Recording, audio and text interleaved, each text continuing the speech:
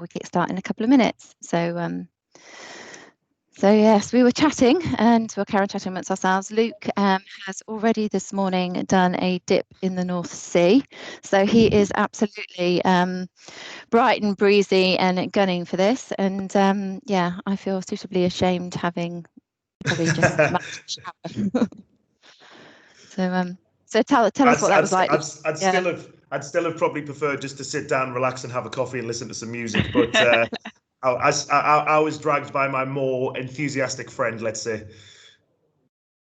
No, that's hardcore. So how long were you actually in the water for? So it's recommended, I mean, the actual benefits from cold water swimming are felt within 3 minutes. So it's recommended that you don't do any more than around 20 to 30 minutes, just for safety purposes, because, you know, we're human beings at the end of the day. But yeah, you do a little bit of breath work before you go in, just so you don't first get in and the cold then hits you and then you panic and everything goes west. So yeah, you get in about 20 to 30 minutes. There is a little bit of swimming going on, but it's generally just floating around, get up to around your shoulders, get your feet up, relax, and watch the sun come up. So it's very nice. Excellent. So are we going to be making this part of a recommendation in this webinar that to maximize your sales performance, you absolutely need a dip in the sea every morning? So well, funnily enough, I'm going to be doing a podcast around sort of, you know, mental resilience and mental health within sales. I'm going to be doing that next week, and I will be making that as a suggestion for sure. Okay, excellent. Well, give us more information on that, and we will all be keen to tune on in. So, so obviously we're expecting more people to join, but we will kick off now. So, good morning, ladies and gentlemen. My name's Kerry Hallard, and I'm the Chief Exec of the GSA. We've worked together with Durhamlane on this sales trilogy, which is a little bit different from everyday chat from the GSA, but we think it's a really important area for our members. It's central to carry on focus on the development of relationships and business in this difficult environment. So we've put together a trilogy on the importance of selling, and we've done part one. Part one is available for you to view if you weren't able to join that one on the GSA website, and that was looking at where you spend time to be most successful. This one is all about the importance of preparation. So, and obviously we all know that especially in a consultative sell, the preparation is incredibly important. So although much of the preparation clearly remains the same, there are some differences, and that's really around how you master the technology and use the technology in a way that brings the community and the people that you're trying to sell to with you on the journey, and using it in a much more dynamic way. So we've got with us today Luke Robinson, who's a sales performance consultant with Durhamlane, and he's going to be taking us through the whole focus on planning to maximize productivity. So I'm going to hand over to Luke. Please do use the chat box to ask any questions, and we will be going into a Q&A session at the end. So without further ado, I'm handing over to you, Luke.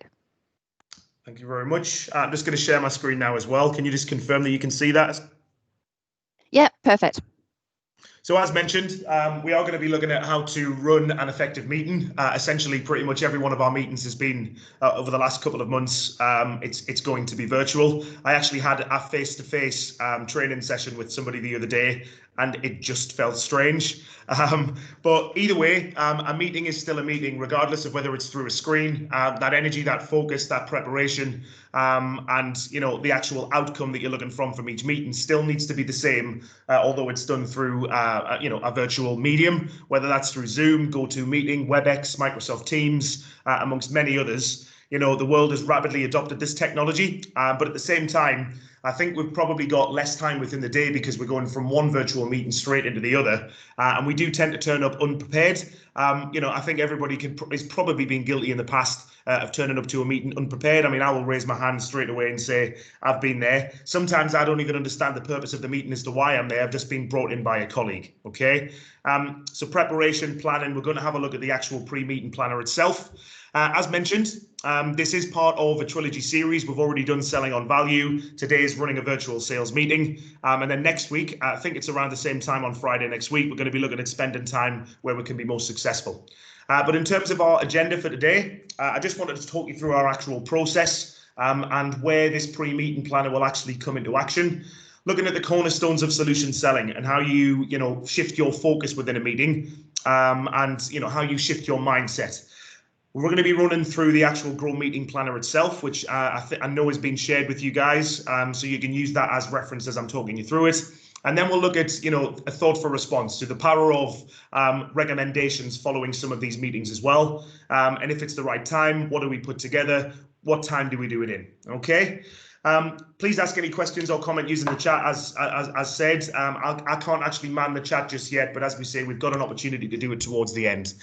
Now, the objective, I suppose, or the objectives for this particular session, it's hopefully just to challenge you guys to think and to think a little bit differently about some of the meetings that you're going into from this session forwards, because far too often in the world of sales, we just spend our time doing.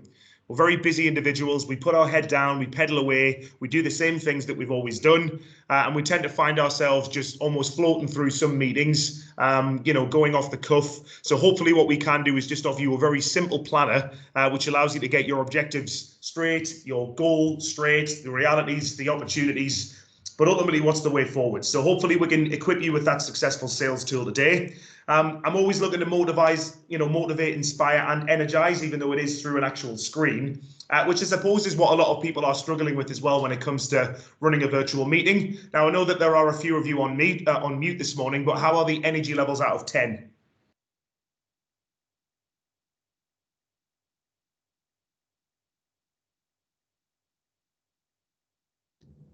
Nine. Got a 9.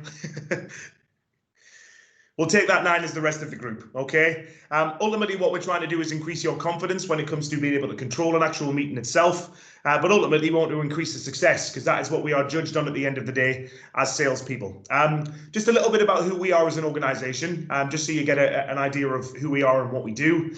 We help people and organizations increase sales, profits, revenues, but in a sustainable way. And there are 3 core service lines as to how we help our organizations. Front and center in the middle is sales training, consultancy and coaching, which is what you're experiencing today. We work with a lot of coaching, sales and non-sales people alike, based on our proven, methodology selling at a higher level, helping organizations to define strategies to help them will sell and retain more clients as well. And, if you don't have a team for us to train, what we can do is we can build you that sales operation as well through our sales recruitment arm. Whether that's somebody fresh out of university, a second or first jobber within sales, or even right through to a sales director level, we will build you the right sales operation for your business. So in terms of the, that side of the business and training and recruitment, that's the build side of what we do. The buy it side of what we do outsourced business development and outsourced marketing sales solutions. So we take anything right from the front end of anybody's sales pipeline, take care of your content, your messaging, your socials. We generate MQLs, which is marketing qualified leads. Then we have a team of salespeople who will take them onto sales qualified leads, and they will qualify them, pass them over, allowing you guys to spend your time where you can be most successful. So pretty much anywhere along the life cycle of anybody's business, we can help you out in terms of sales, or as my bosses like to say, we have the answers for everything. And just a quick little bit about me as well before we do start. I'd say I'm a salesperson first and trainer second. I do a lot of work, webinars, training sessions, virtual sessions, speaking events. But my career in sales and business development has spanned for around 13, 14 years now, I think it is. Working with micro SMEs through the national global blue chip clients, selling on their behalf, but really now concentrating on that sales consultancy, coaching and development piece, pushing that strategic and solution sell. And we're really passionate as an organization about promoting sales as an actual profession, because the bar is pretty low, right? And what we're trying to do is we're trying to raise the bar of the sales profession, okay? And if I was to say the word salesperson, what is the first word that comes to mind?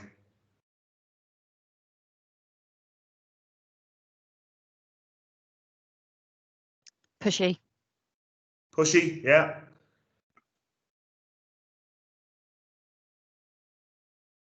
Essential. So there's comments going into the chat, because I think lots of people are muted. So yeah, so pushy from me, essential from Anna.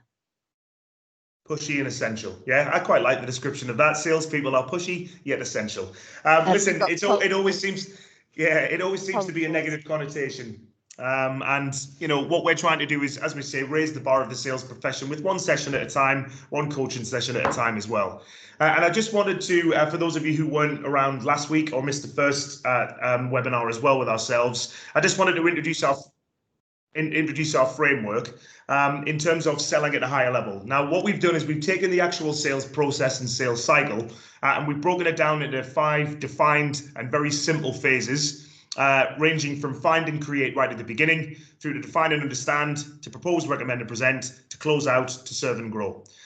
Where I suppose our pre-meeting planner tool comes in, it will really be around this area, and as well as this area as well, because you may be going into a particular sales meeting depending on where you are within the process. But for me, I think the pre-meeting planner that we're going to be going through really earns its stripes around define and understand, because this is the real, solution focused and question led approach, where we have to understand business challenges and the reasons for change, opportunities for partnership, selling on value, and how can we prove our value by delivering some of the metrics and where we've helped other organizations in the past. But we also need to understand, how they buy as an organization, because we looked at some stats last time out within our webinar, and are now on average around 10.2 people involved in the average business to business buying decision. So it's so important that we get role identification and overall understand, who is the overall decision maker for the opportunity that we're discussing as well. So the way that we go into a particular meeting, we use our Grow meeting planner as well, and it's absolutely essential in terms of focus, planning, what we want out of the meeting, and also what's the way forward. So we're going to go through a couple of pre, during, and post-meeting actions, as well as introduce the actual model itself. But then I want you to go away from today with something in your mind or your next meeting in mind, and I want you to put that through the meeting planner, which has been shared. It's our editable PDF. It's yours to keep. And hopefully that will set you in good stead going forward in some of the meetings that you're taking either today or the rest of next week. Okay. Now, when you're running effective meetings, we need to think about how our customer actually perceives us, right? And what we're trying to become is a strategic resource to our clients, okay?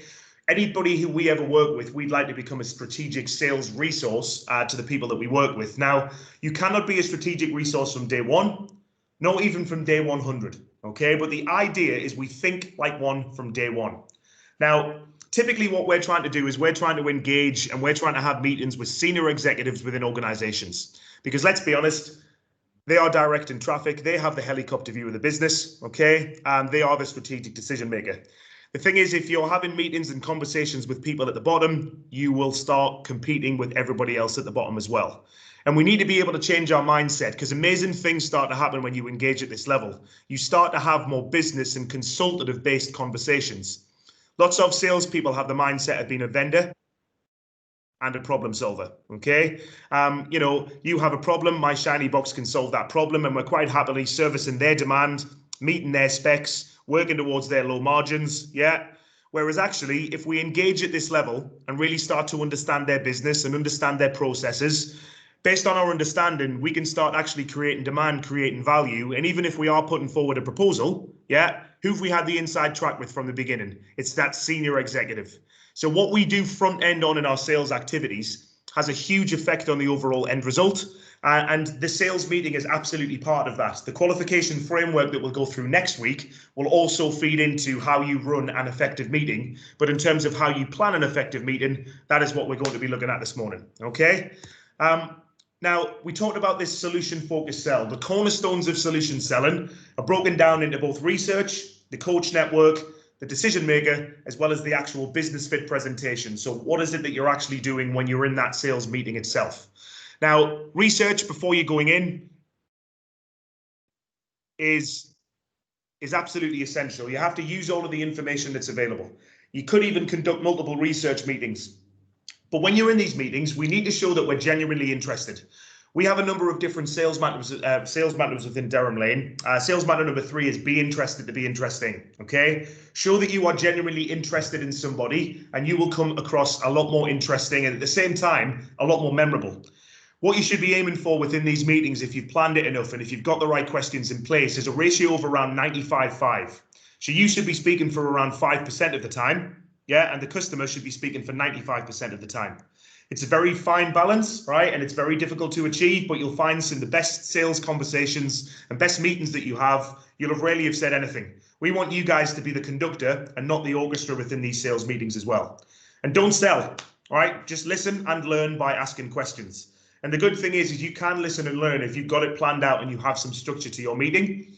We need to identify coaches as well in all of our accounts continually. A coach basically is somebody who wants you to win, but will also benefit from your success at the same time. They're willing to help you and not your competition. You find you have a better relationship with them. They have an intuitive sense of what will work with key stakeholders, and they exist absolutely everywhere. So don't rule them out because of their perceived position. However, they must be credible. Now, understanding who the decision maker is for your opportunity is absolutely key as well, because we find that there's only ever one. Even if a committee is buying, there will be people with influence, but there tends to be one person within that room who just says yes. And we really need to learn how to determine who the decision maker is. But when you're in these meetings as well, make sure it's all about them, right? Their goals, their challenges, their visions. Position your company as a business resource, right? In the hope and think to be like a strategic resource to them as well. Explain the benefits of working with you, the return, the metrics, and demonstrate from your research that you are the best company for them as well. And what we always say is finishing every single particular meeting, we'll close on a partnership or the desire for our long-term relationship further down the line. Now, in terms of what we're doing during meetings, before meetings, right, we need to actually think about some of the meetings that we've got, because there are lots of them. We've got internal meetings, we've got new business meetings, we've got account management meetings, we've got peacekeeping meetings. But every single time you go into the meeting, you should also think, listen, what's our purpose, right? Why are we actually having this meeting? And what's the structure and flow that I'm going to follow to ensure that this is the most effective meeting that I've got, particularly when it comes to new business sales meetings. It could even be a closing meeting, but that still count as an actual sales meeting itself. So you've got pre, during, and post-meeting actions, right? So what we're going to be doing during the meeting is we're going to plan using the GROW model, right? We need to understand, why is it that I actually want the meeting itself? Who needs to be involved, right? Does the customer actually understand why we're meeting? Do they have a completely different agenda going into this meeting? And are we then going to have a meeting to find out exactly what it is that we both wanted to speak about? So I always say, listen, send the agenda in advance. It's a little trick that I use in terms of ahead of our meeting tomorrow. I've left some bullet points below as to what I'd like to discuss when we speak. I've also left some blank bullet points for you below for you to fill in as to what you'd like to discuss. Now, if they reply back to that, forget what I want to talk about, right? I've now got the actual focus of my meeting, then I can use GROW to plan around that as well. I also like to check for breaking news in between, the time that we've agreed the meeting and the time that we have the meeting, just to say that they're always front of mind. If you see a piece of press or a news story that might affect them in some way, I like to just send that through and say, saw this and thought of you guys. Be great to understand how that affects you. And it'd be good to chat about it when we speak next week as well. And ensure that your colleagues are fully informed as to the purpose and the opportunity of the actual meeting itself, okay? Because I know that everybody's probably been guilty of being pulled into a meeting and you don't really know why you're there. Now, during the meeting, think flow and focus. Think business fit. Think business value. Think, right, okay, let's close on the desire for a long-term relationship. Be interested to be interesting when we're in there. Think about what's our purpose. What do we actually need to know out of this meeting? Think Magic 35, which is something that we're going to be introducing in our next webinar. How can we actually help this customer and what happens next for them as well? You've then got post-meeting actions. I always say confirm actions in a timely manner. I do them immediately after a meeting because otherwise I'll probably forget. And there'll be one or two other meetings that then take away your focus and you'll forget to do what it is that you needed to do. Update internal systems and colleagues. Is there a thoughtful response required, right? The power of recommendations. Is it the right time to actually put forward a recommendation based on your understanding? Plan your next steps, going back to GROW, and under-promise, over-deliver, and overwhelm.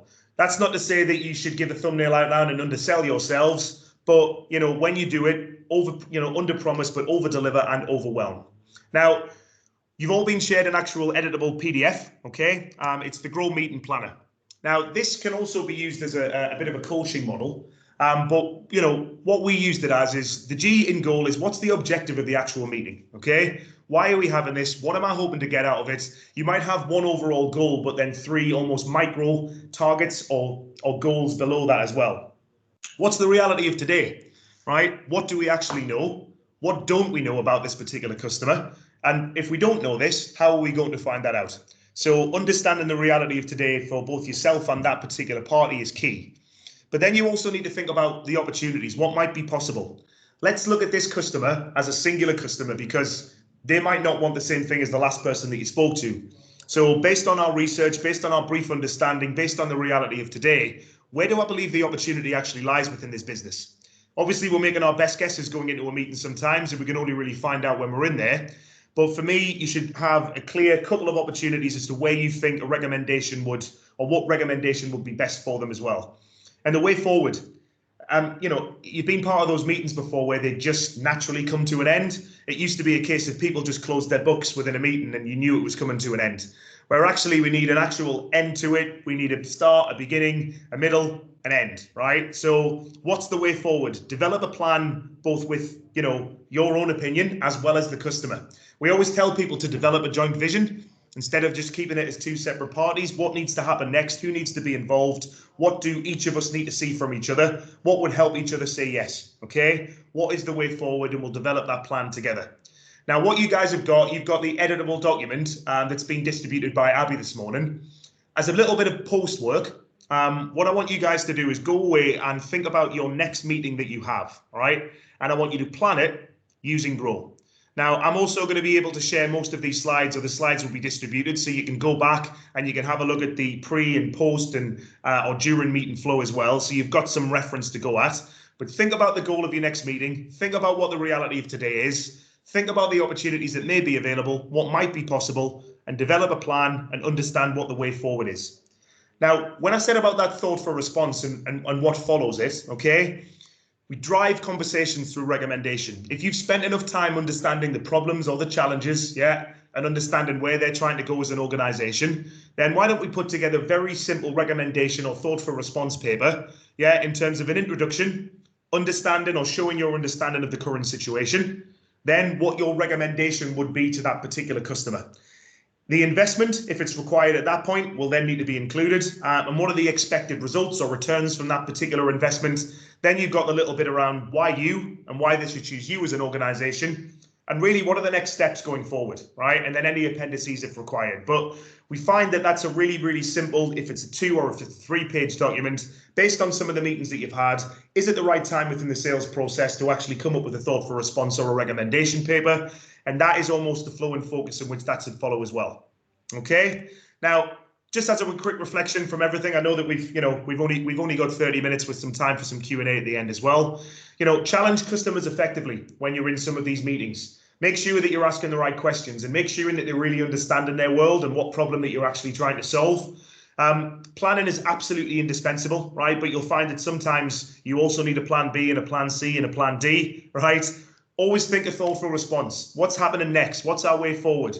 Remember to tell a story. Always keep going. Always use Grow, right? It's a really, really simple tool to be able to use. And remember to take action. If you're planning what the next steps look like, you probably are going to take action, and you may then get, further success going forward as well. And this is one of our favorite quotes within Durhamlane. Luck is when preparation meets opportunity. This is a pre-meeting planner. It's your time to be able to do some preparation. So the next time our sales opportunity or a sales meeting comes along, I guarantee that the outcome will be a lot luckier. Okay? But that's it for today, guys, in terms of content. Obviously, you've got to take away with the Grow Meeting Planner as well. And what I want to do is, if we can, and if we've got some time, just to take any questions from the group chat as well. Okay, thanks ever so much, Luke. That is great. That was a very fast whistle stop tour you took us through. I've actually had some questions texted to me, so let me just read that out. So someone's had a problem using chat. So in this virtual, you're on. Yep. I'm still on. I've got a client meeting in 5 minutes as well, so with a very important senior exec of BMW. So always coaching is good. So question for you, just I think virtual meetings, I mean, I'm guilty of this. Virtual meetings, for some reason, are different, I guess, in people's heads. And we do, I mean, my day is full of jumping on and off virtual meetings and probably prep. Prep isn't done as much as it was, perhaps, when there was more physical, when even you used to meet your colleagues before in the local coffee shop and used to plan for the meeting that you were just about to go in, but that seems to have gone out the window. But aside from that, what would you say is probably the optimum time for a meeting? Because I've actually in the last few months I've sat in meetings that are 15 minutes, meetings that are half an hour, meetings that are an hour, meetings that are 4 hours. In actual fact, the 4-hour one was the most compelling that I sat in, believe it or not, and that was probably because we prepped for 3 days in advance, which might have been the key. Yeah. So what's your view on length of time? And the other thing is, what technique or what have you experienced in terms of keeping everybody engaged? Because we all sit on these Zoom calls, we all have 50 faces that appear on the side of on the side plate. There's probably about 5 people that have their videos on, another 20 people that actually have their face showing but the still image, and another 20 that don't even bother putting their face up. In terms of the image. So, what's your views? So for me, I think probably the ideal length for a meeting's around 30, 45, maybe even 60 minutes max. Because I think there's probably a lot that you can get through, but sometimes, if the time is there, you'll spend a lot of your time just filling that time. Whereas actually, I think it can be more succinct and a lot more effective within that 30, 45 or 60-minute meeting. And it's very, very difficult if you are meeting somebody for the first time to be able to almost set the rules of the meeting. Because if I'm ever running a training session, to which I do an awful lot of virtually, I want to ensure that absolutely everybody has their camera on. So I'll set that as a bit of a ground rule. I spoke to somebody the other day around that everybody should have their hands within view as well. So, they're not typing away, they're not texting. And I'd encourage, if not for feedback, I'd encourage everybody to be off mute. Right, so you can actually keep the conversation open. If you can see somebody who's drifting away, certainly with the camera as well, that you can then ask a targeted question to that person and make sure that they're engaged. So during a training session, which I know is not an actual virtual meeting, but I just make sure that there are ground rules that, silence it's not encouraged. We want everybody to ask questions. We want everybody to take part. We want everybody's camera on. But again, it's difficult to do, I suppose, if you're meeting a client for the first time. Well, I guess it's also difficult. So mandating everybody's client on in this world is quite difficult because people say, well, I've got work-life balance, looking after my kids, etc. So there's always an exception, and I think that's a bit of a challenge for us in terms of we have moved to a much more flexible world, and how do you mandate things like that? Yeah, again, it's difficult. I suppose there have to be exceptions to everything, right? Yeah. And what have you seen as a best icebreaker, or keeping everybody engaged from the start? Have you seen any great things?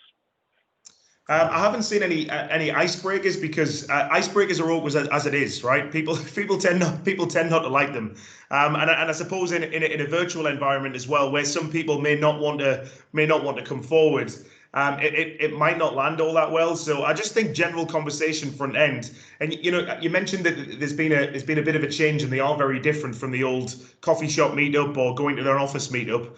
I do believe that virtual meetings are an awful lot more relaxed. I think people are more comfortable, and I think they are more open to conversation. And I think it's almost expected that first 2, 3, or even 5 minutes of rapport build front end. Yeah. And it's just great to understand what's happened up until now, what their day's been looking like, how they're finding working from home. Because if you know they're working from home, you have a common ground already to be able to do that. So, I think there's an expected 5 minutes front end for you guys to be able to chat, which I think is quite nice in the new virtual world. Right. And with that, I'm going to try your techniques in the next 5 minutes on my next call with BMW. So thank you. I've got to jump. Thank you. Bye. Perfect. Thanks. Right, so we've got hi Anna, hope you're well. I've got a question in from Anna. So historically they've been struggling in hiring good salespeople. How do you spot a good salesperson, and what are the top 3 traits they should look for? They're in the professional services industry. Oh, there's a question. Wow. Listen, salespeople are very different individuals. There isn't one type to them all as well. But for me, it's all around, whether you want. I suppose it's how much they actually wanted against their experience as well, because we often find, and we spend a lot of our time, getting fresh graduates out of university, that it's ambition that a lot of people want. They don't want a salesperson who's been in the game for around 25 years and comes with a little black book of contacts, promises the world, and doesn't deliver anything. I'd say that they're well presentable. They can actually sell themselves, but not overly selling themselves. But you'll find that some of the best sales interviews or salespeople that you'll be part of, the salesperson actually spends their time understanding your world as well. So you'll find that they're asking more questions. They're not just spending all the time talking about themselves. They'll want to know a lot about your business as well. So you're able to spot people, but it's whether you're going after experience, depending on the actual role, experience versus ambition, in terms of how they present themselves, how they sell themselves, but also how they understand your world at the same time.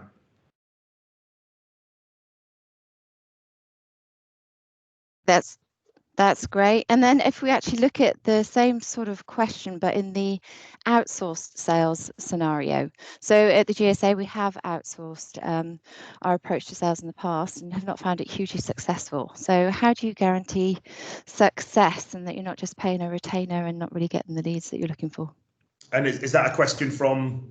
No, that's from me, actually. Right. Okay. So listen, what do you think the 3 biggest mistakes people make are when choosing a lead generation provider? Oh God, I don't know. You select on how well you get on with them, maybe, rather than on references. But no, I try and take good references and look at the experience that they've got. So I don't know. What have I been doing wrong? Well, typically a lot of people as well, they'll go for a provider who pays per lead, right? So. Right. What we tend to believe as an organization, and why we don't do that for our guys, is we believe it breeds the wrong sort of behavior. Because if I was to pay you £50 to look in the corner, where are you going to look? Probably in the corner. Where are you going to continue to look? Yeah. Now, if I'm paying you £50 per lead, what's the quality of lead going to start looking like? All right. And the second mistake that people make is they don't really have a qualification process. Right, any conversation or any little sniff of an email reply then becomes a lead, right? But it's not actually qualified commercially. And we use our Magic 35 process to avoid that happening, to really allow our customers to spend their time where they can be most successful. So we really empower our guys to accurately qualify, but at the same time, ruthlessly disqualify leads and opportunities. But ultimately as well, the biggest mistake I suppose that people make is, these people are there because they wanted a sales job, but they've been really given no guidance nor any training. And I suppose every one of our guys within Durhamlane and with our organization is trained within the selling at a high level process. So, understand how they reward their staff, for one, understand what a lead actually looks like and how they would actually determine success, but also understand the experience and the training and the coaching that these people get to avoid making those mistakes. Because there are more people who've been stung by outsourced business development and lead generation providers than they have with good experiences. And that's what we're trying to do and change that. Yeah, thank you. That's great. Right. Are there any more questions from the floor? If there are, put your hand up or take yourself off mute or put that in the chat box. Anna's saying thank you very much. That was really good. So thank you, Luke. Thank you, Anna. Just one last quick one for me, I guess, is I like this whole idea of actually being able to build the business case virtually in front of the eyes of whoever it is you're actually presenting with. So if you've got any hints and tips of what sort of tools you can use for doing that and how best to sort of like build a bit of excitement and take the customer on that journey of ROI with you. Yeah, and I mean, do you find yourself sharing your screen quite a lot to be able to visually talk somebody through it as well? Yeah, I think that's probably the best way to do it, because I find when you are selling something like training, people need to see you in action. People need to understand how it is that you'll be able to deliver it. So sometimes being able to share some of the processes and methodologies that we're talking about, and being able to generate that excitement and go, right, how does that work for your business? How much does that make sense? Where would that actually fit in with your process? And being able to talk from both sides and that visual that you're sharing, I think you can really start to get an understanding of their understanding, if you know what I mean. So, this is our process. This is how we do it. How would that affect your business? How do you see that working? What else would you change? Have I actually missed anything off there? And just really summarizing exactly what it is that you've seen. So understanding their current situation, right? Okay, well, this is where I see your challenges. This is where I see the opportunities are, but right, this is the result that I'd expect. Have I actually missed anything? So just running through a particular system in terms of summarizing, but being able to do that with a visual, for me, that's the way you create excitement. Yeah, I think it gives more opportunities in a virtual environment than it did before, because that whole I'm going to get my laptop out and show you stuff. Let me switch it around and talk you through it. Yeah, or do you have an HDMI cable I can plug this into? I think you can come prepared into a meeting and just go, right, I'm going to share the screen and tell you what I'm talking about. Yeah, it's very dynamic. Excellent. Right, so I've got a question in from Ilma. Hi, Ilma. Right, do you have any tips for selling services, IT services precisely? It's really challenging, especially during COVID-19 pandemic, and C-suite people are not even willing to just have a discovery meeting often. Do you have any tips on that? Thank you in advance. Again, big question. Very difficult to answer on the spot, I suppose.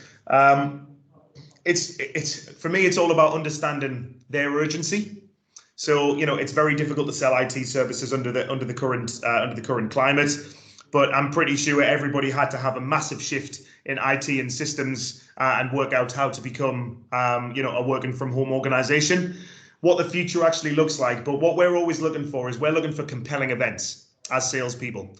So a compelling event is the outside force that would drive somebody to change, and it's the outside force that's driving the change. And from there, that will actually create a need. So what we need to really be doing is understanding these compelling events, or what a compelling event looks like within our industry, and actually using that to help create some urgency within our message, and understanding the industry changes and what are you doing to keep up, and what impact will this have on your business if you don't. So some of the best salespeople can actually create a need when there isn't one in the first place. They can go and shine a light in a dark area of their business and uncover a problem or challenge that they didn't even know that they had.